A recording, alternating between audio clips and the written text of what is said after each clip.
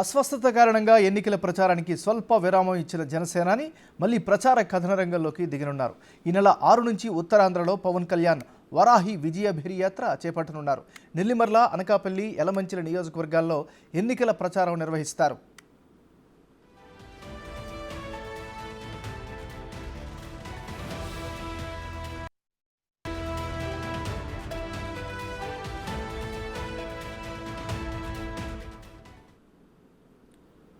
ఇటీవల పిఠాపురంలో ప్రచారం చేసిన పవన్ కళ్యాణ్ విస్తృతంగా నియోజకవర్గంలోని గ్రామాల్లో పర్యటించారు.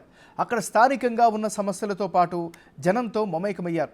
ఆ తర్వాత తెనాలిలో ప్రచారం చేపట్టాల్సి ఉన్నప్పటికీ జ్వరం కారణంగా తెనాలి పర్యటనను రద్దు చేసుకున్నారు. తాజాగా రేపటి నుంచి ఉత్తరాంధ్ర వేదికగా ప్రచారానికి సిద్ధమవుతున్నారు.